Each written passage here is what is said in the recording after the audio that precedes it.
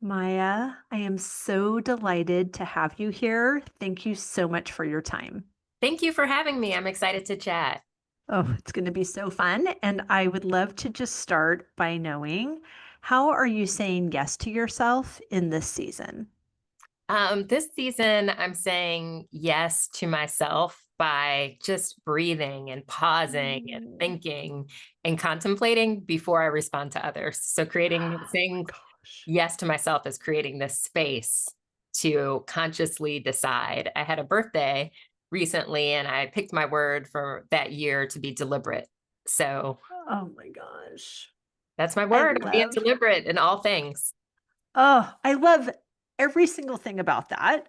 And I love that you choose a word on your birthday instead of at the beginning of the year. And this is going to air at the beginning of the year. So that is certainly on our minds. I host a word of the year workshop every year Oh, too to invite people into this practice. And something that I started mid 2025 in my it was a deliberate choice of creating a word for a month.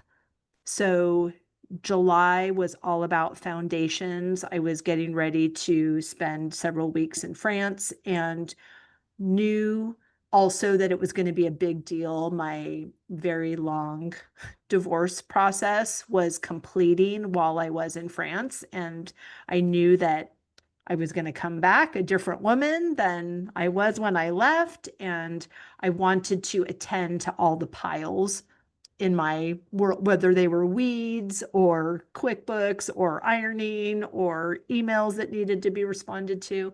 I wanted to come back to a clean slate. So foundations was my word for July. And then August was freed. Oh no. Yes, freedom, because I wanted to practice freedom before I actually was. And then September was momentum. And, so just kept building from there. And I love this practice that you have of doing it at your birthday. What's your process for determining what your word is going to be? some of it is just inspired by what I'm reading. I read a lot. Some Yeah. people say create before you consume, but I think I'm just Mm, core. I'm a reader. yeah. And so a lot of the words that were coming to me through different things I was reading were words like receptivity and Mm, presence and all these other yeah. words. But I thought that for me, it was important for me to choose. And so deliberate felt like in all things, just taking the time to weigh in with yourself, even if you are consuming all these things, reading what other people are saying or hearing things and kind of observing your environment. Sometimes we can be a little reactive. So Yes. even though I enjoy taking things in, I wanted to have that breath, that pause, and this is my choice. This is what I'm doing. This is my word. Like we get to choose, and even choosing when to Gosh. choose your word. Exactly. Oh my, and that you can change your word if you wish, right? We get to course correct continuously.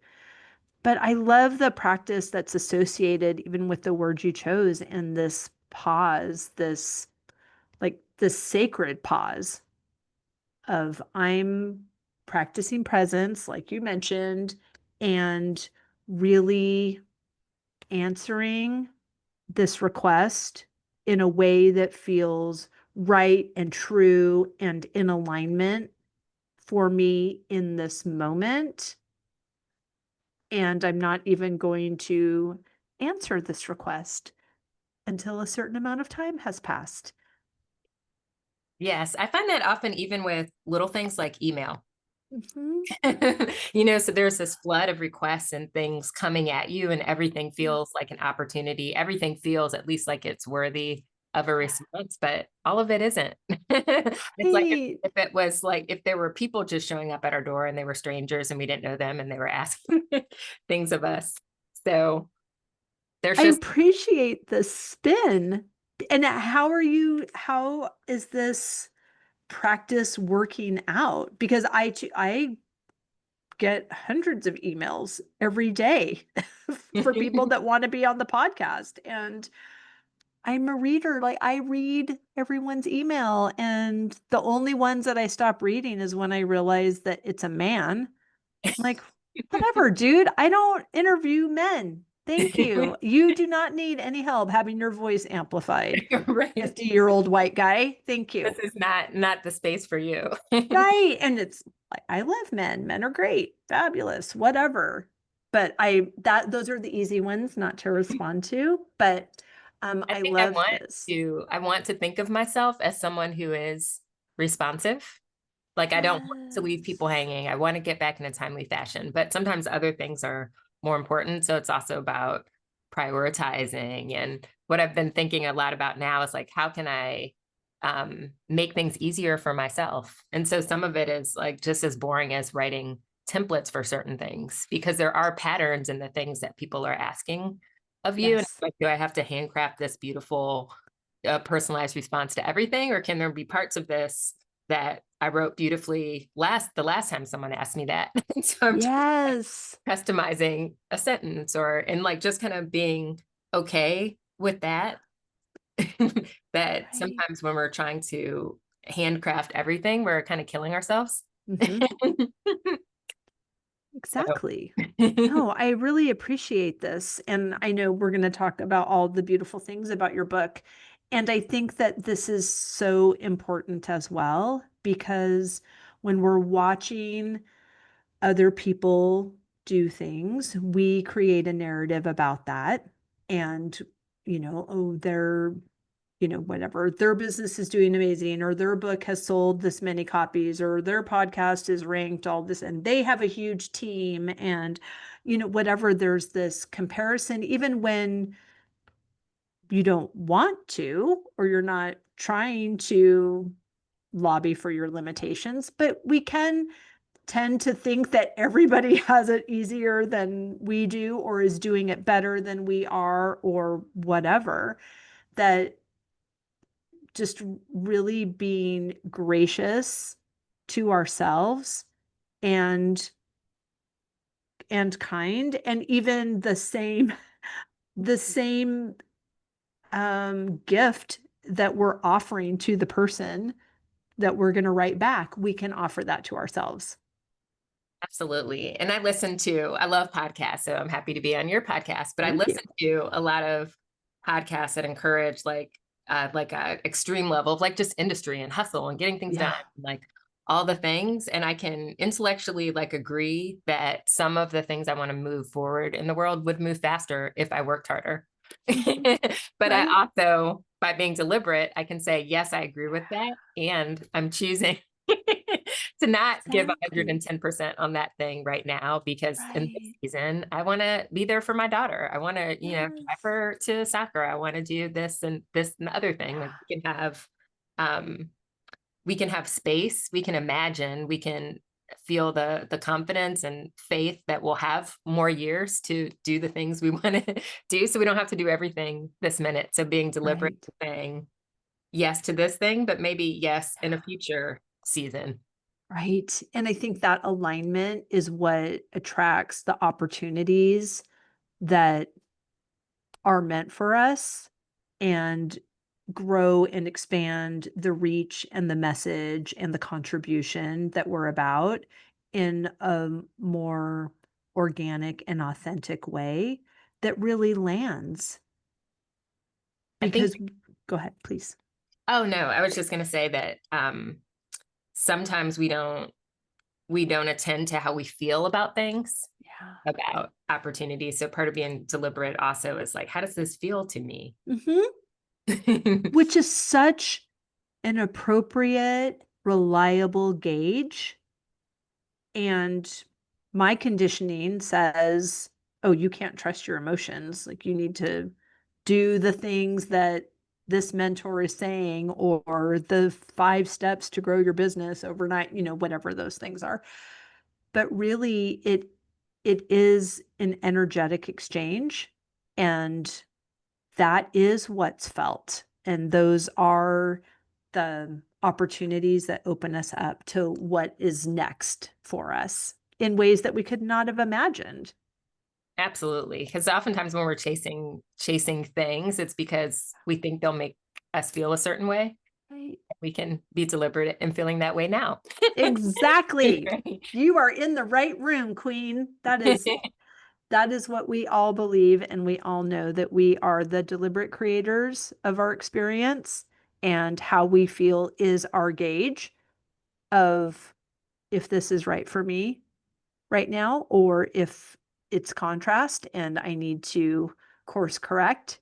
And sometimes the feeling better is to completely get off the subject of what is making me nervous. And I think I can sometimes think, ooh, that's irresponsible. If I'm worried about the bank balance, then I need to focus on how to make more money, when actually that's rooted in lack of money rather than an influx of money, and going out to the flower field or enjoying my beautiful surroundings at my home, or doing something fun with my daughter, puts me in a joyful place that is the energetic, the vibrational match of freedom and security and joy and choice, which is what I'm hoping the money will achieve.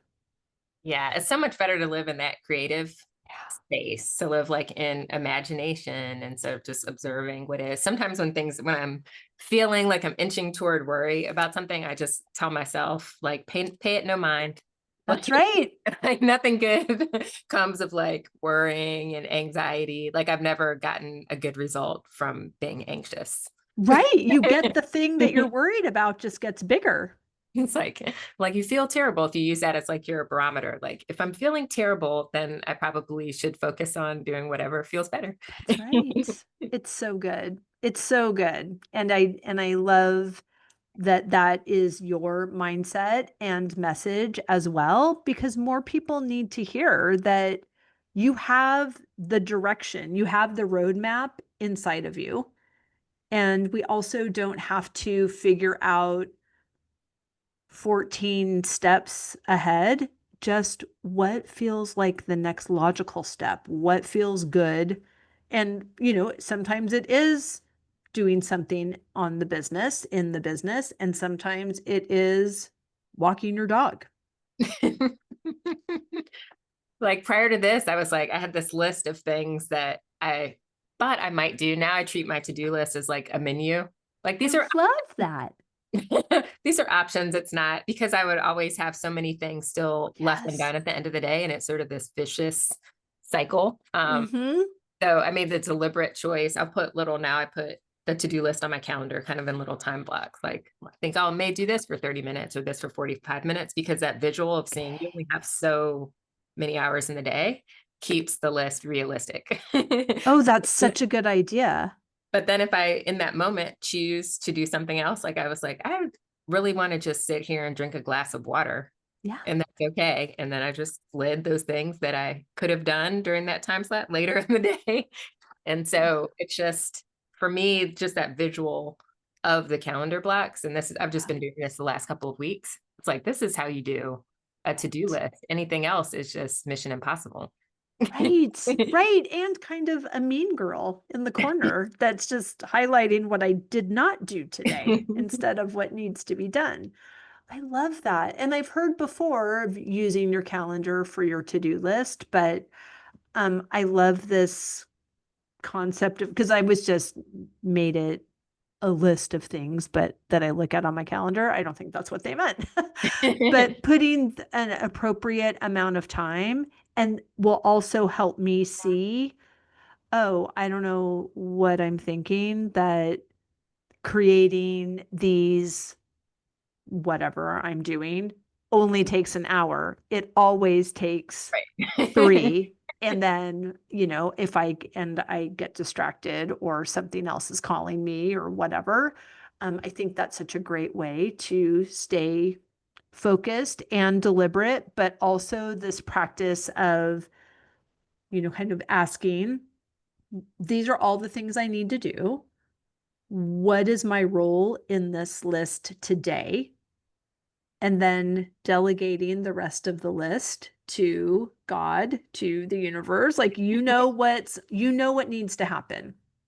I live in an antique house, and last night I was wakened to not a lovely sound that was kind of like this, Oh no. scratching, which is yucky. I don't like to think that there's something scratching. That is not a part of my dreamy barn life, but it is my dreamy barn life. And like, okay, that needs to be attended to. Right. And I'm going to focus on the solution. I'm not going to focus on what could be scratching and how many friends are with them and all of that. But there are things that need our attention. And then there are things that sometimes we're just adding that maybe we need to outsource. Maybe we need to get more support around those things as well. Someone, and I can't remember where I got these three questions from, but I used to have them on a Post-it note on my desk. And they were like, does this need to be done? Because sometimes we don't pause and even consider, like, what happens if no one does this? Like, is it the end of the world? So like, does this need to be done? Does it need to be done by me? Does it need to be done by me now? Oh, that's so good. Okay, say those again because everyone's going to write this down. Does it need to be done? Does it need to be done by me? Does it need to be done by me now? Oh And my very few gosh. things meet that criteria.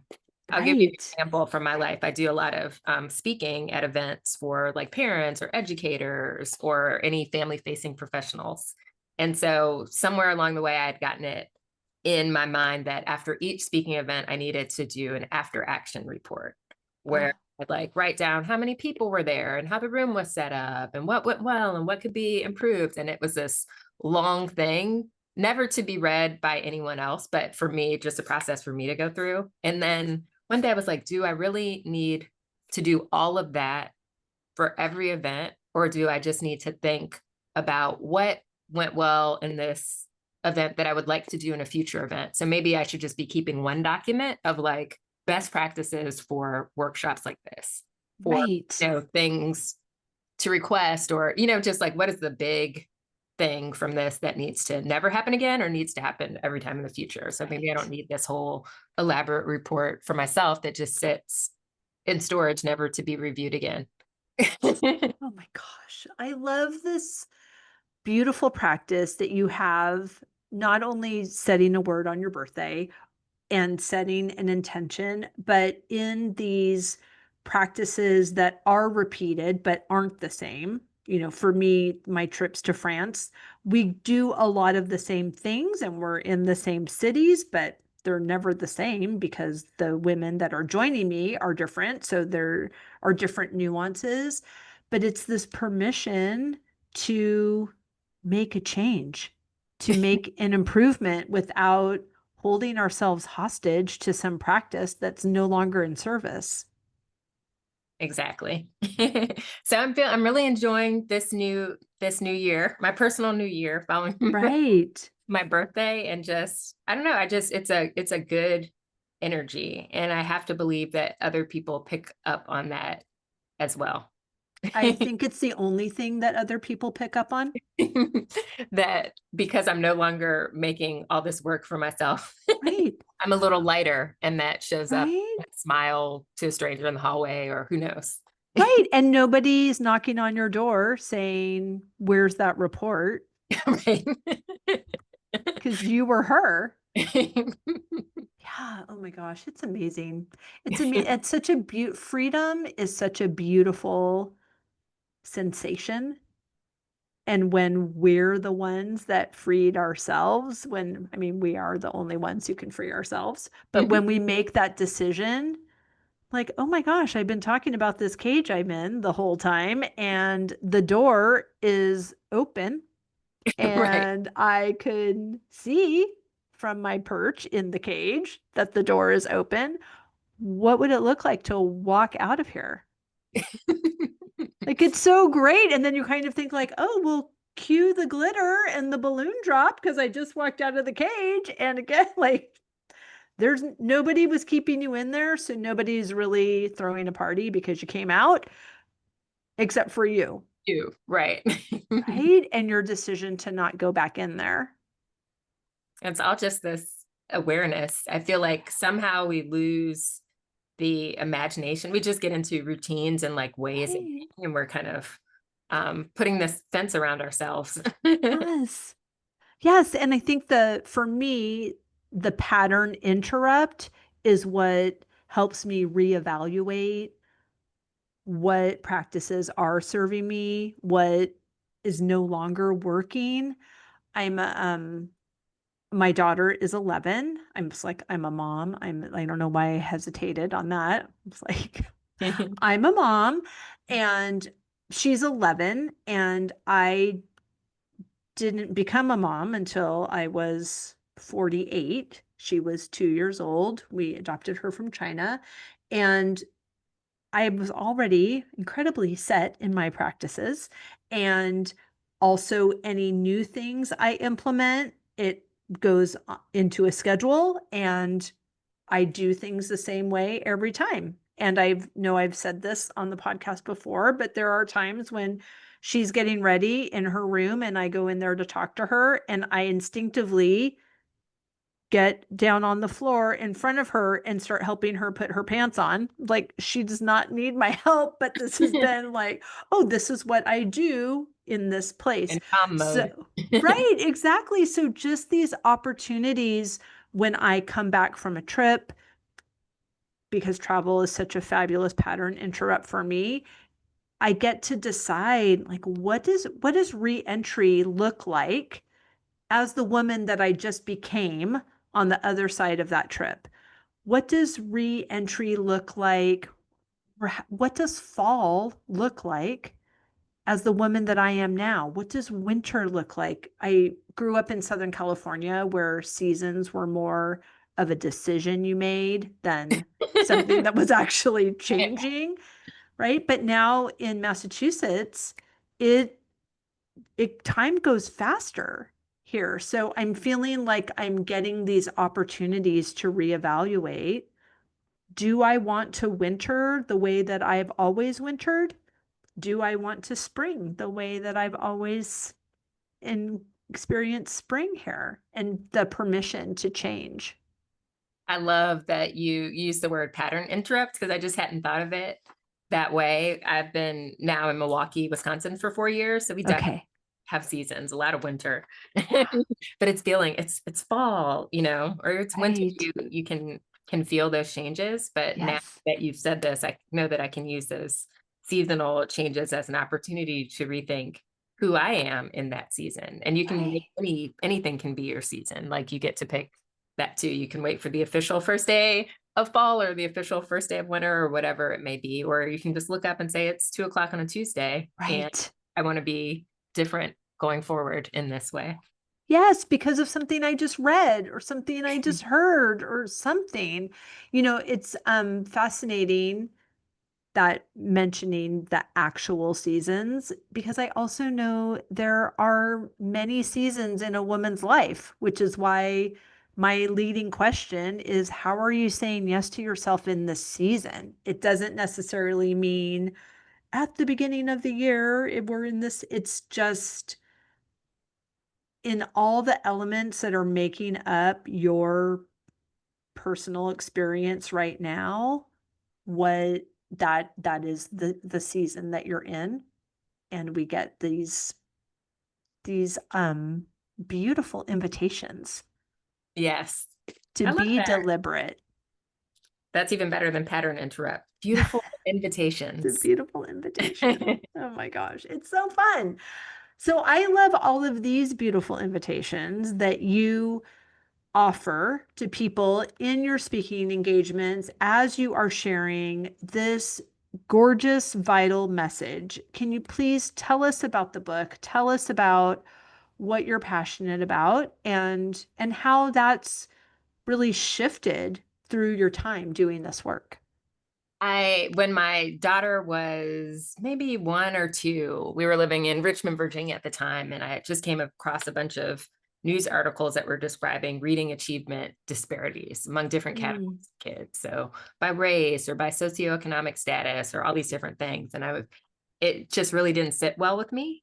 And I said, well, what contributes to the differences? It's not the fact that this kid has a lower household income or that this kid is Black or whatever the different divisions were. I was like, it's not the kids, it's something adults right.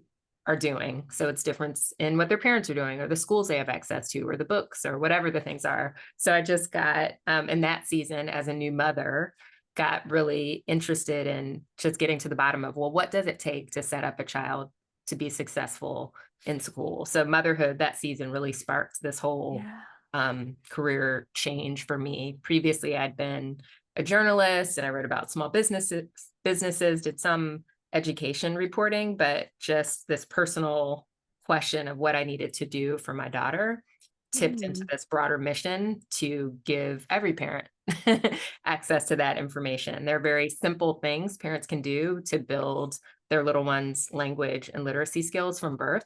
And so not waiting till the school years. that's amazing. Okay. Give us all the goods. Tell us how to do it, please. So the book is called Reading for Our Lives, the urgency of early literacy and the action plan to help your child. And so with the little babies, even in utero, they can hear mom's voice, right? So just in the beginning, talking and giving them exposure just to the sounds of the language. And then when you have this little newborn that's not obviously responding to you in words yet, just talking and introducing the words and the information and being responsive to their coos and babbles and cries. And so research really shows that it's the back and forth conversational exchanges that build so much of the brain foundation kids need for language and vocabulary and then literacy down the road. So with babies, just talk more than you think you need to. Right. When they're not responding, pretend as if you know what those babbles are saying and keep the Yes. conversation going. And then as kids get older and they're 2 or 3, starting to directly bring their attention to print, because Mm, tracking studies show when you're reading picture books to them, they're looking at the pictures. And who wouldn't? Because all these books have these amazing illustrations and right. full and interesting. And so many little ones don't even know that the story is coming from the print, from the letters. Oh, So little sure. simple things like just dragging your finger along the text, even just to bring their attention to it, is important.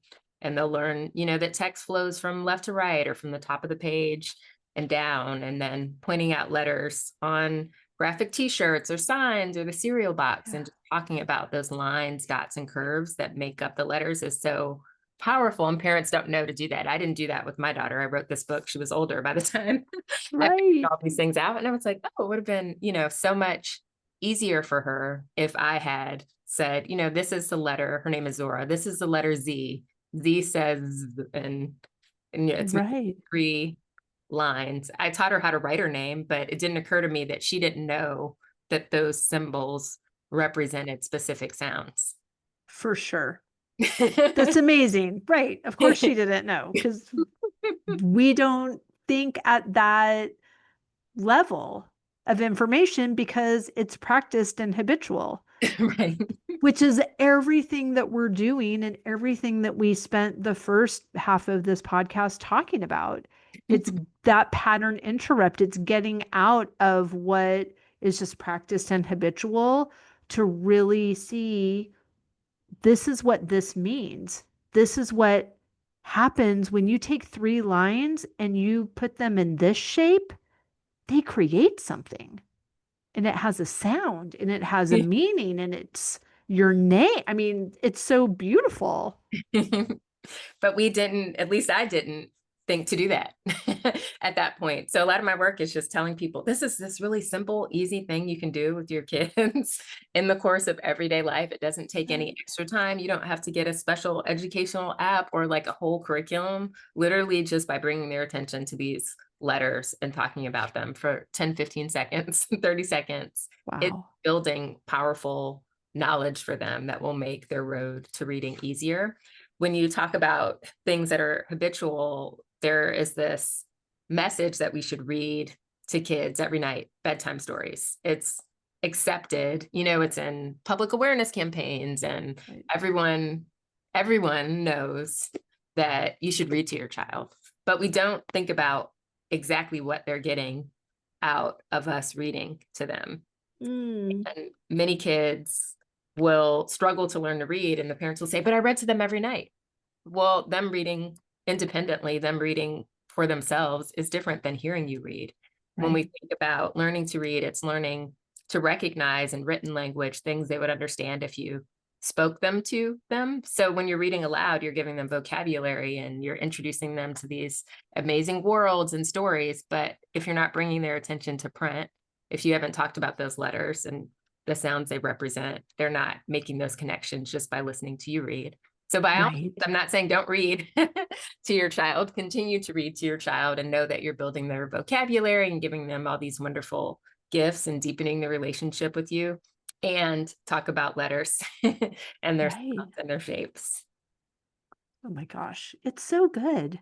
I mean, and I like when I appreciate when it's easy, when it's not, oh, if you just had 3 extra hours in your day as a new mom, you could prepare your child for kindergarten. Like, oh my gosh, I am just doing the best I can with the tools I have. But this is really helpful and seemingly easy once you know that that's what you should be doing. Right. Another thing I always share with parents is to start to try to bring kids' attention to the sounds within words, because we forget when we're talking to them, they're understanding the words and they're grasping the meaning. There's no reason for them to pay attention to the details of the sounds within words. But in order to read, again, you have to discern the different sounds. You have to hear it in order to map it to the letter. So you have to know that cat has k, at, right? So we can bring kids' attention to those sounds through wordplay. So, with rhyming or, cat, mat, pat, and they start to hear those different initial sounds, or your tongue twisters, Peter Piper picked a peck of pickled peppers. You're really emphasizing that P sound, and it can be playful and it can be fun. And you don't have to have a book in hand to play with words, but getting kids to hear those syllables, hear the initial sounds, ending sounds, and eventually hear all those sounds in between is critical. You can't read without it. And Right. many kids who struggle to read, it's a phonological processing issue. Mm, And so if you do these things, sing the songs, do the clapping, all that stuff when they're little, it's so much easy. Many kids then are ready to take off when they start to blend and segment and try to sound out and spell words. But when kids get older and continue to struggle, then if you have done those things when they were younger, then there is a challenge or a developmental issue or something that needs further assessment and a investigation. But many kids don't have processing issues. No one did the nursery rhymes. No one played with mm. words. No one. So simple things we can do when they're little makes it so much easier. Sure. So, and of course, and what again, a beautiful invitation to have this access, but like you didn't have the access to the book you wrote until your daughter was older and you started doing this research. So, how are you helping parents who are navigating a child or grandchild that's having some difficulty reading, but they don't really know where to start? Yeah. So I always tell people, I introduce a framework called GPS. I like acronyms. So, Yes. so the G is just for guidance. I recommend that all parents, and again, wasn't something I did until my daughter was older, but actually look at your state's grade level standards. Like look in Mm, the English language arts standards and see what your state thinks kids should know or do in that grade level. Or if they're younger, you can look at your state's early learning standards and you'll see things like, are they able to segment sounds, or do they know 18, can they recognize 18 uppercase letters, or whatever the things are. Just give sure. yourself some idea of what kids on average are knowing and doing.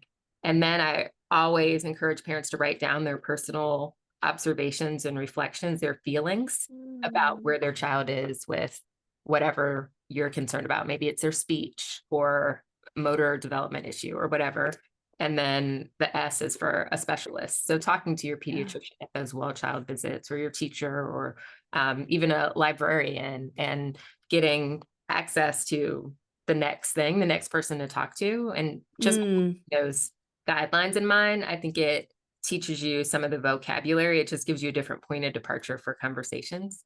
So I always encourage parents, sometimes we're anxious and we don't need to be, because the thing that we think this child should be doing really is, it's something a year or two away. And we can get mm, a sense of that by reading these guidelines. Other cases, more often though, I think when a parent has a concern, they should investigate it, even if others don't, that pediatrician may not agree with you, or, get this right. and follow up. Right. Or if your pediatrician is just, I mean, I don't want to say mean things about my pediatrician, but like I said, I didn't become a mom till I was in my late 40s and I only have one child. So I don't have anything to compare it to. And everyone in my age bracket, like their kids are in college. So it was just different. And she's a lovely human, but she doesn't give me any information or like she just says, okay, like she's this tall, she weighs this much, her ears look good. Do you have any questions? I'm like, well, probably, but I don't know. I mean, when she did do the eye test, Amelia was in kindergarten and she was slowly saying the letters. And so there was some concern until I realized this was in a very short amount of time, like 5 minutes. She was trying to read the eye chart. Like she was expecting words. She was expecting words. Random So she was like, I don't, letters. Iwanka? Like she was trying to read it. So then we realized, oh, okay, let's do that again. And she was like, IWAKT. So that was all fine.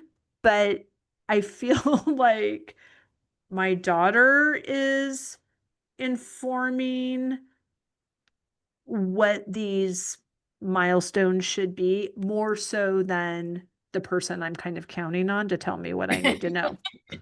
So, I think I appreciate your work because it helps create opportunities for advocacy for our kids and not in blaming somebody from not doing a job differently than what our expectation is, but it's also giving us tools to see how can we bridge this gap to find out if there even is one. Right. Absolutely. I feel like it's so helpful to have some idea of what should be happening with your child at that particular age or stage. And then to your point, be deliberate, be proactive, and asking the questions. Be confident enough to ask your questions as well. Right. And then how do you know what questions you should even be asking?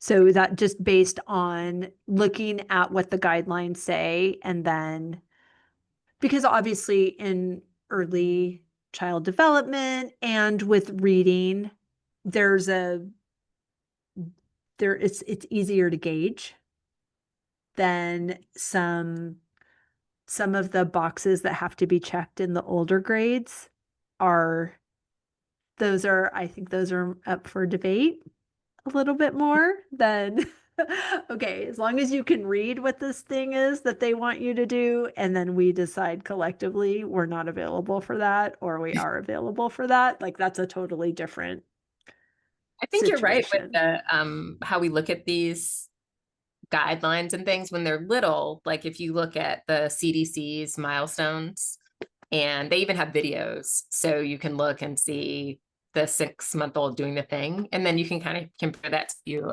with child, which is really interesting.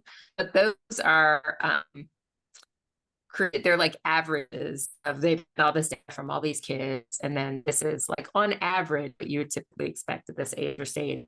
When we get into educational, like the grade level standards I mentioned earlier, those are more, I would say, aspirational. because we Mm. know from the data on the horrible reading achievement results that we have in this country that most kids aren't Yeah. meeting those grade level expectations, Right. unfortunately. The latest National Assessment of Educational Progress report that they did on 12th graders said that like a third of the 12th graders that they assessed were below proficient in reading. So that's horrible. So so the standards that you'll read about, let's say for first grade, let's say fourth grade, fifth grade, sixth grade, are higher than where most kids on average are performing. So Wow. um, so we have to have, it's important to know that, and then also to advocate for your child and try to get them in the best position they can be in. Yes. So obviously, your book is perfect for a baby shower gift with something they actually registered for. Because let's be have good manners. But obviously, it's great to have that information at the very beginning. But how long in their experience does your work span? So if I have a fifth grader and they're struggling, is is the book helpful in that scenario as well? I would say that it's helpful for giving you a sense of what they may be missing.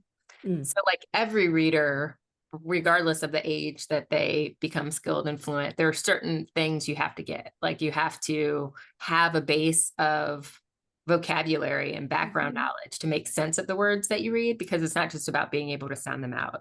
Like you Sure. have to have that base level of alphabetic knowledge. And you'd be surprised, there are some kids who can't name all the letters or can't tell you what sounds those letters make. So even if you have the fifth grader, I think it's helpful to try to get a feel for what they may have missed, and Mm-hmm.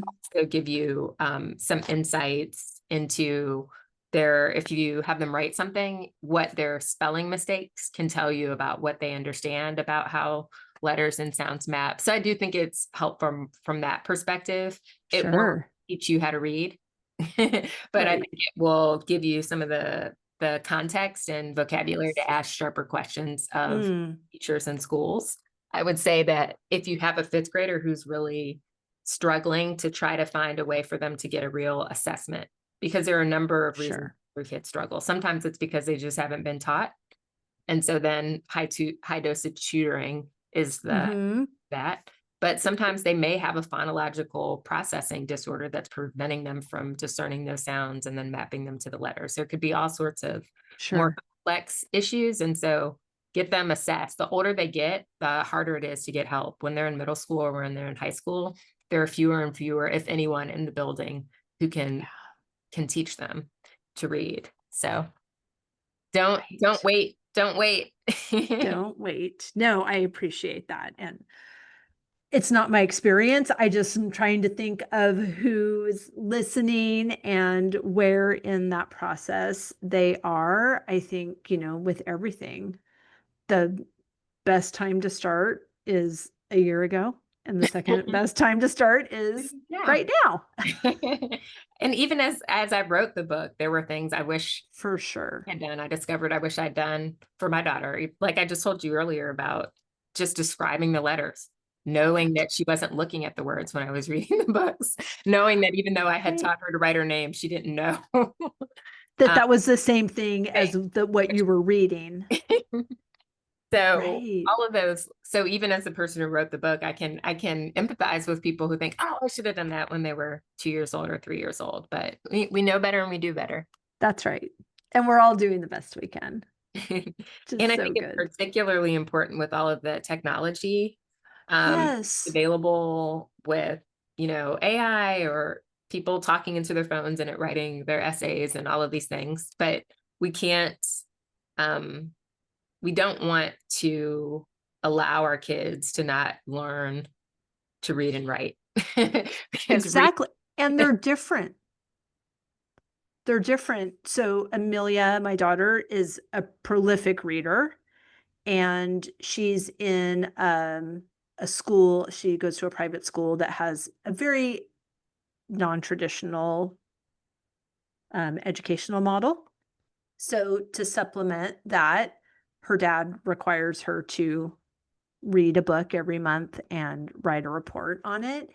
And what I was finding in helping her make sure that she does this thing that makes him happy, which that's a whole nother show, um, is that she was writing like she speaks, not writing like what she just read, and using models of what you just read. So he had some question prompts that she was answering, and she would just say, yes, they did. Like, oh no, you're not answering a question the way you do verbally. You do it different in written, and reading is what actually teaches you how to write. And then the other element of it is editing. So reading what you've written and improving it. There are some good books related to writing, ones by Natalie Wexler. I think it's called The Writing Revolution. Mm. And then there's a newer book by Julie Bogart that is focused on writing, particularly for kids who don't enjoy it. Oh, that's fantastic. Well, maybe you can send those over to me and we'll link those in the show notes as well. Yeah, that would be great. But yes, it's so important. I think that the most important skill kids need to get in elementary school is reading. I And agree. as parents, no one cares more than you do about your individual child. So Right. it's on us to talk to them, to build the vocabulary and knowledge and those brain connections when they're little, and to read with them, to expand their, again, vocabulary, background knowledge Yes. even more, to teach them directly what we can about writing and print and paying attention to written language. And then we also have to connect them to resources, advocate for them. Right. I mean, and it's how they learn about other cultures and about what's happening in the world and about storytelling and about experience and how to articulate your experience. You learn all of that by immersing yourself in other people's stories, and you can only do that if you can read. Yes. Oh my gosh, it's such big work. How are you staying motivated and ahead of the curve rather than overwhelmed by what some of the statistics say? It's interesting that you asked that. I had an event prior to the paperback edition of the book coming out, and I was talking about like the horrible reading achievement levels in Milwaukee, and there were community leaders and different educators and people in the audience. And I was looking over at my husband, and he just looked like he had just like the saddest look on his face. And I was like, what is going on with him? And I talked to him later, and he was like, he's just like, I don't know how you work in this like depressing field. Like he was like so moved by those horrible statistics. And I was like, I know it's bad and I cite the statistics, but I think my focus for the most part is not on that. Like That's right. what we were saying, like the pay it no mind. So That's right. my day to day, it's very solution oriented, and it's very much like, how can I share what I know with the person in front of me? So today I'm talking to you and you have your audience. So all of the people who listen will benefit and learn these little simple things they can do with young kids that make a big difference. And so I think all the systemic issues are still going to be solved by individual people knowing what it takes to nurture and teach a reader. So I do every Monday, I have a new blog post in the resources section of my website, and it might be a list of seasonal kids books recommendations or family literacy activities that you can do easily and affordably. So I have the blog post Monday, I have a newsletter every Sunday morning, I have a monthly newsletter on the first Thursdays. And so I have kind of like these cadences that are manageable for me. And so I tend to focus more on evergreen content, because learning to read, it's not changing. Right. It's not trendy. Like there's not a lot new Yes. about it. So I try to write things I think that can live and be helpful to people for a long period of time. And so instead of like doing a new list of like 7 Halloween books or whatever, I'll just update my existing one if I come across something I want to add. And then the speaking, I tend to speak to parents about how to give their child a smart start and would go over some of the same things we talked about alphabetic knowledge and sound awareness and building vocabulary through reading books. But then I also talk to educators and librarians who work with parents so they can share the book with the people they work with and remind them of these key things to do, because we all need reminders. So Right. how I keep it manageable. Oh, it's beautiful, big work. And I'm so happy to be connected with you and expand the reach a little more. Please tell everyone where they can find and follow you, how they can get their hands on the book, and anything else you want them to know. Yeah, so the book title again is Reading for Our Lives, The Urgency of Early Literacy and the Action Plan to Help Your Child. And it's available from all the major online retailers. You can also request it from your local independent bookseller or Barnes and Yes. Noble or wherever you get their books, and that helps put it on the radar for them as well. Maybe they'll stock it. Additionally, my website is just my name, Maya Smart, MAYASMART.com. And so there's always fresh content every week in that resources section. Can join the newsletter if you would like me in your inbox. And on Instagram, I am Maya Smarty with a Y. Oh, cute. Maya. Perfect. Well, we will link everything down in the show notes, but thank you so much, Maya. I have loved this conversation. Thank you so much.